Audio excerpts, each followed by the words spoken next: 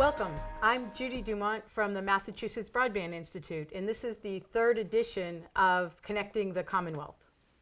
Hi, and I'm Tim Scott, Vice President of Axia NG Networks USA.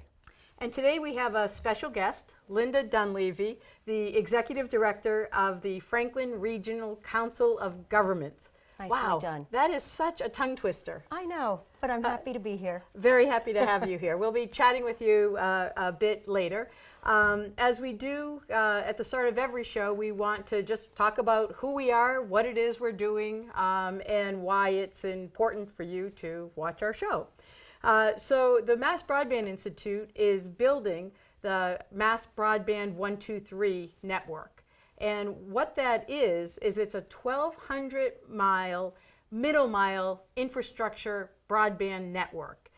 We're connecting to over 120 communities here in Western Mass and also in Central Massachusetts. We're also connecting 1,200 schools, libraries, police and fire stations, healthcare centers like hospitals and clinics, as well as state and town offices throughout the region. Tim, do you want to tell us what Axia's role is in this network? Yeah, thanks, Judy. Axia was selected by the MBI, by the Commonwealth, to be the network operator for this middle-mile fiber network that's being built.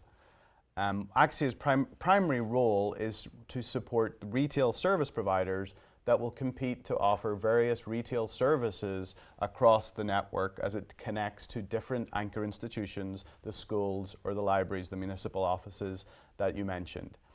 Another point that these retail service providers will also have the opportunity to provide services on any further extensions that may be built to the network as well. So we're busy in that role, Judy, but I believe today you've got some important news to share that I think everybody will be excited about. I do. We're taping this on the last day in January, and earlier this week we announced the schedule for how the network will become operational. And I think we're going to put up a map that shows when the network segments will become operational by month. And if you take a look at the map, there are lots of squiggly lines, and those colored squiggly lines, and those lines represent the network segments and how the network is going to be go through each of the towns and connect those community anchor institutions. So Judy, can you elaborate a little bit on these sections, or I think you called them segments, that the network is going to be built in?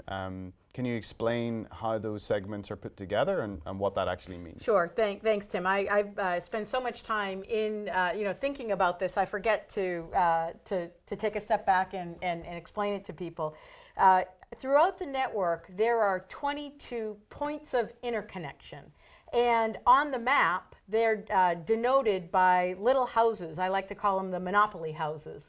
And in those houses that exist throughout the network, that's where we house the electronics. Right. And the reason that that's important is that the fiber that we're putting up on the 33,000 utility poles is just glass, really, and can't do anything unless it's attached to the electronics that exist within these points of interconnection. And so we can bring the network up in these segments once there is a full run of fiber between one point of interconnection and another point of interconnection. And when at least 67% of those institutions, those schools and libraries and town halls, become available and ready to be lit up with service. One of the most important things, and again on the map you'll see that there's a star right above Springfield. And I've often thought of it as a video game as we're looking to roll out the network, because when a segment is ready, it can't become operational, or we like to say go live, unless it can connect back to one Federal Street in Springfield, which is where the internet point of presence is. And that's where all of the data that when you hit return to send an email and you're trying to send it to your friends across the country or across the world, all that data filters through One Federal in Springfield. So we're able to bring these, the network up in these segments as they're ready. And they become ready once the make-ready work is done, which is the work that the utility companies need to do to truly make the pole ready for us, make room for our cable to go on that network. And you know, a lot of people, as we are out in the region and now that we've rolled out the schedule, ask us, well, you know, how come the folks from Springfield to Sandusfield get to go first? And why am I in June? And really, it's just as a result of when the make-ready work is finished, and then our crews can get in and do their jobs. So fundamentally, the segments are essentially determined by make-ready on the poles, is that right? Exactly. Okay. And in some cases, we also have a little bit of underground work, and in many cases, all of the aerial work, the work done on the utility poles, are done, but we have to wait until we can go and dig up the ground again. Usually there's bans for digging up roads in the middle of winter. And if Mother Nature continues to be good to us, then we might be able to pull that schedule in, but we have to wait and see and work with the towns. So Judy, how many of these segments specifically are there, and what updates do you have on the specifics of the build? Yeah, I always like to talk metrics. So there are 35 of these segments, and so they will come live every couple of weeks from March through July. And we're able to put this schedule out now because we have made so much progress, and so we know we can look forward and project. So currently, we are almost done make-ready, and if you've ever heard me talk, that's all I've been talking about for 2.5 years, and I'm very happy I won't be talking about it soon. About 92% of that is done. We will continue to have a couple of polls here and there, but for the most part, we're done with that. And now what we look for and to track our progress is the number of fiber miles that we've put up. And to date, we've put up 43% of all of the fiber needed throughout the network. Another important element that we like to focus on is the build out into the schools and libraries that we're connecting, because we're bringing fiber into the building and connecting it to a piece of equipment. And so we've done that to 70% of the, there's about 1,000 unique locations, and we've done it to about 70%. These are the community anchor institutions. That's right, the schools, the libraries, police and fire stations. So I've done a bunch of the talking. Now I'm going to turn the tables and ask you some questions. So while I've been worried about utility poles and CAIs or institutions, what have you been doing? Well, Judy, the network that we're building has a couple of little pieces that have already been live. So we've been supporting that small piece of infrastructure, essentially the I-91 corridor, the Interstate 91 corridor, and some extensions in Springfield. And really our role since then has been to gear up for what we would call full operational readiness, which really will start in the spring, in March, when we start to accept these network segments as they're completed, that you explained, and make these available to service providers that will serve the different community anchor institutions that the network connects. So our role is to really support the retail service providers that will compete to offer service across this infrastructure to these anchor institutions. And I'm pretty excited to say that as of today, actually, we now have 30 different service providers that have signed up and shown their intent to offer services across the network. And we're very pleased that with the response we're having. I think it's important to mention that that is both a local response. These are service providers based in Massachusetts, based in New England, but also include national brands and very large national entities. So our role with those service providers is to ensure now they understand the build, ensure they understand how the network will be built in segments, and also just to ensure that they have the right technical information, the right product information, the right pricing information about how they buy and access these wholesale products that we will offer the service providers on the network.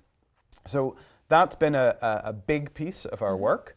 Another piece of our work is on what we called outreach. So the network will connect 120 odd communities.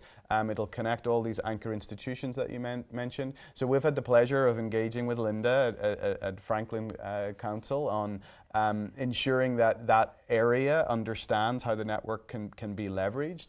We've done that with other community organizations across the region. So that outreach is very important to both communities and both to specific anchor institutions that the network will connect. I think it's also important to remember that the network will support these communities and these community anchor institutions, but there are also a couple of significant Commonwealth agencies, or what we call stakeholders, that the network will also support. A good example of that is the Executive Office of Public Safety and Security, and we'll be connecting over 100 police departments across the network as well. 27 of them just for the very first time, that they'll have access, That's right. online access to the criminal justice information system. Right. So they're certainly looking forward to that. Right. So that outreach is important. Again, just as a retail service provider needs to know the schedule, needs to know when a school would be connected. It's equally as important that the Executive Office of Public Safety and Security understand when their police department is going to be connected and how they prepare to use the network. So. The last piece that we focus on is Axia is the long-term operator of this infrastructure. So we're very much focused on the sustainability of the network. Obviously, a lot of our time is spent, and the last couple of years has been spent on the ins and outs of the build and poles. But really, a lot of our long-term view is ensuring the sustainability of the network. And that requires our stakeholder support that we already talked about. But it also requires looking for areas where we can extend the network to connect additional sites.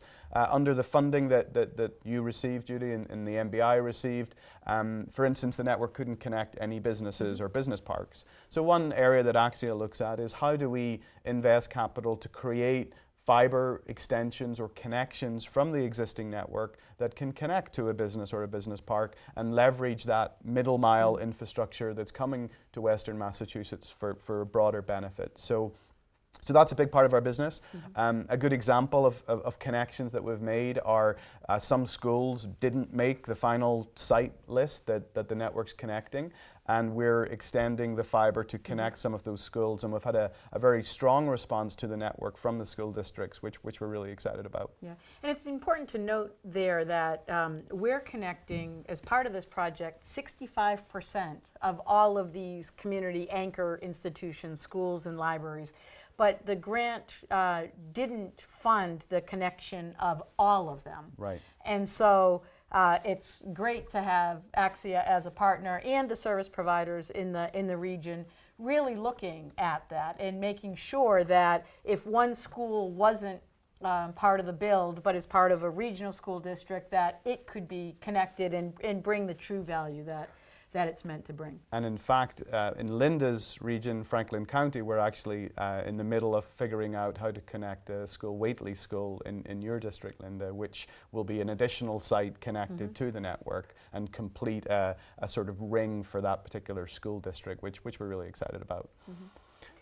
So, yeah, we want to welcome you into the conversation, Linda. We've spent a lot of time talking, amongst ourselves, but very glad to have you. And maybe you could give us just a little overview of what you've been doing on this broadband issue, how long you've been doing it, and what you're up to now, because what you're doing is pretty exciting now. So I work for the Franklin Regional Council of Governments. Which we can't say. Which you can't say.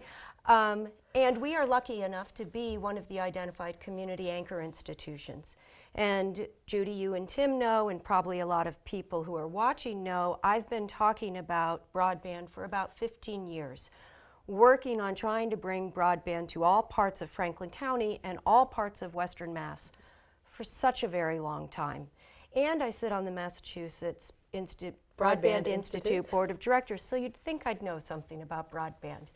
And I realized as I was trying to plan for the voice and data needs of my organization, once the community anchor institution fiber became functional, that I had no idea how to make that decision. Right. And if I didn't know, than probably most other community anchor institutions didn't know. So we started a 3-part project, a municipal broadband adoption project.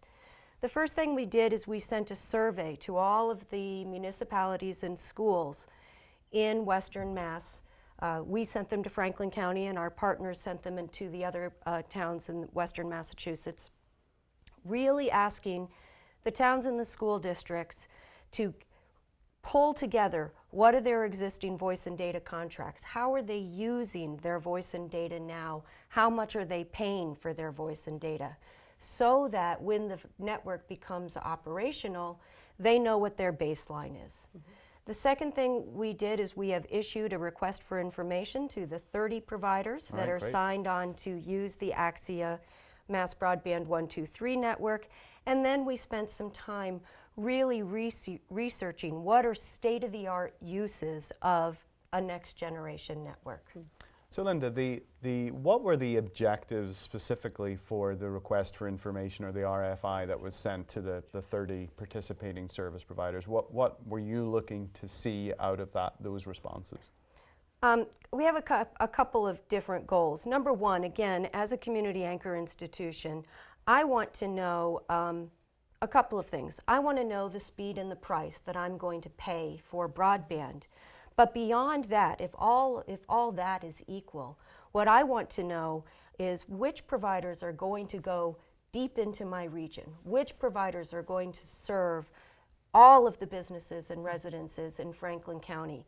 What kind of technology are they going to use? What kind of support are they going to offer? What are they going to charge?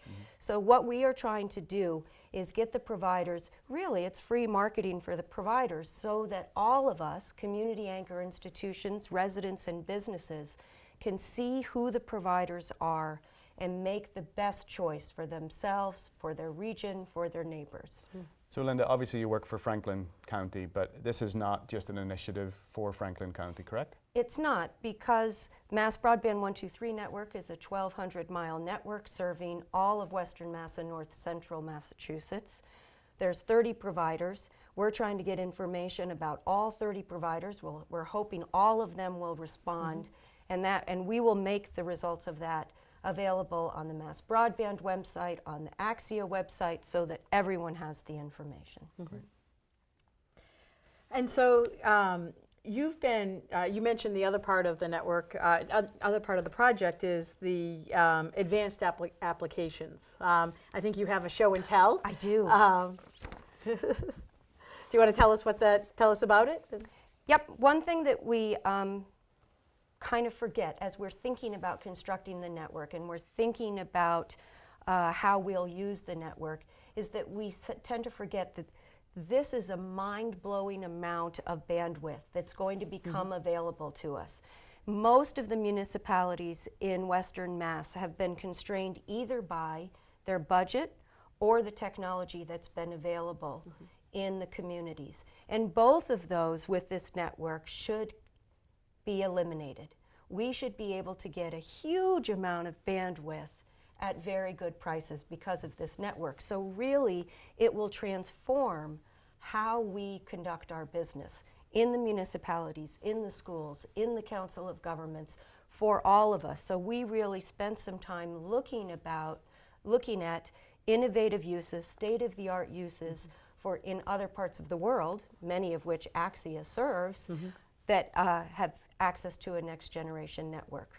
Linda, can you elaborate which particular vertical sector do you think that this network can be most transformative for by bringing these big bandwidth opportunities and by interconnecting that particular sector together? I think the easiest one to think about is schools.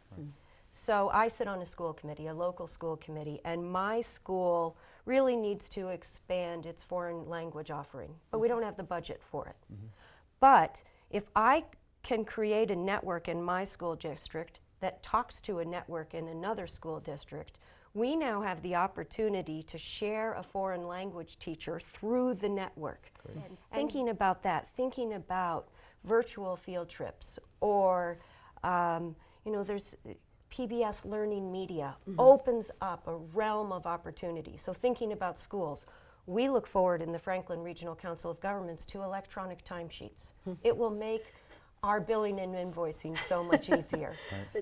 And thinking of how towns can network all the different buildings within their towns to really optimize and make their operations more efficient. Great.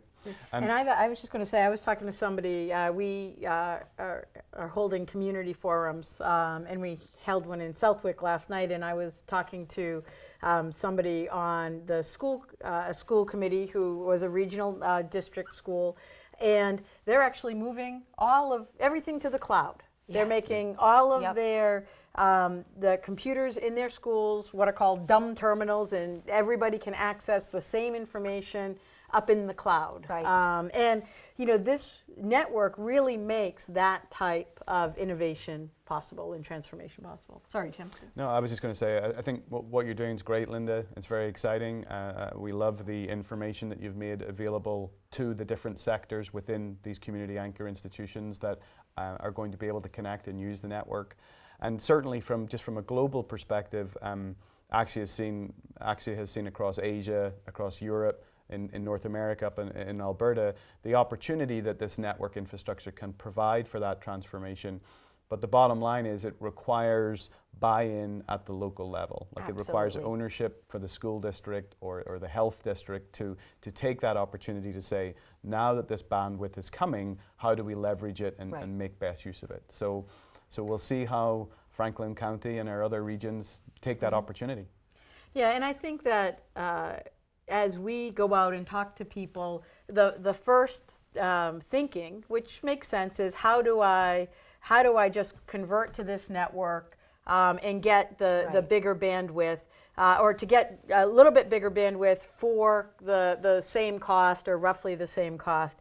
But I think collectively we're looking to work together to help all of those verticals understand what's possible. Right. And it goes beyond email and and electronic timesheets. So those Yeah. are all important, but there's so much more that we can do. And actually, I think we're going to play as we close out an Axia video that talks about the transformation across all of these districts, and I think it's a 4-minute piece, and I enjoy watching it and using it to remind myself. But so it looks like we've come to the end of yet another fun session. I really encourage everybody to check out the Axia MassBroadband123 website for additional updates of when the network is coming to your town, and when we're coming to your town to talk about specifically what you can do in your town. So, Tim, thanks. Good to see you. Great. Thanks for having me, Judy. Linda, really appreciate all that you've done and you helping us out here today. My pleasure. Thank you. Thanks. Bye. Thanks very much.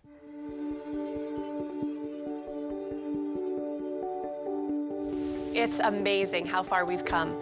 From a letter to a telegram, to a phone call, to an email, and beyond. Something within us drives the need to stay connected. Next generation networks are like a multitude of invisible threads closing the distance between one another. They allow us to connect with each other and with our world in ways that we are just beginning to imagine. Don't believe me? Let me show you. When my son Matthew was assigned a project on his favorite dinosaur for science class, he was able to access a wealth of interactive information, all because his school was connected to a next-generation network.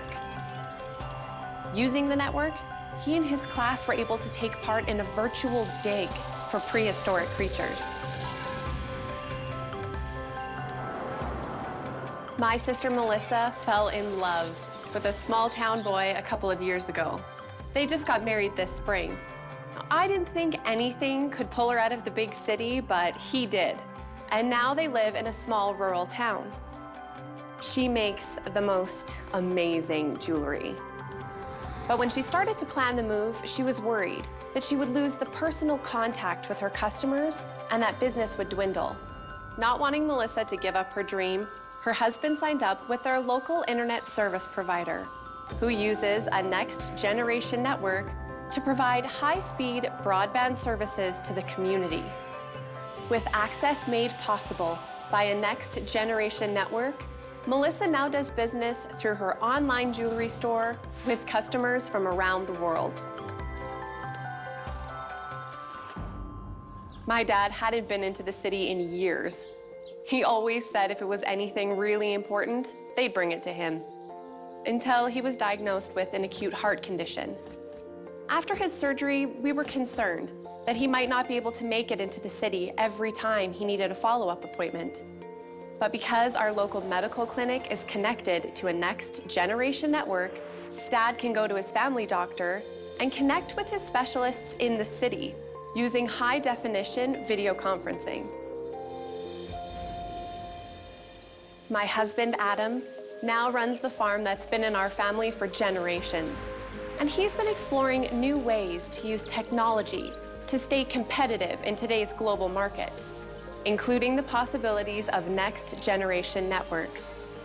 When he began exploring the capabilities of the network, he found that he could manage the business and connect with customers and suppliers in a whole new way.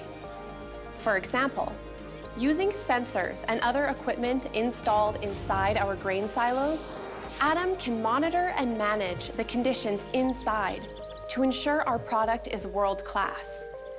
Then he can share that information with potential customers using face-to-face video conferencing while he shows them our entire quality management process.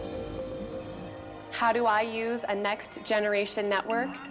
I work as a first response team dispatcher for rural communities. With access to this network, I can help the teams in a critical way. The connectivity allows me to coordinate quickly and efficiently, providing maps and data as to what type of emergency they're responding to can be the difference that saves a life. What will you do with your next generation network?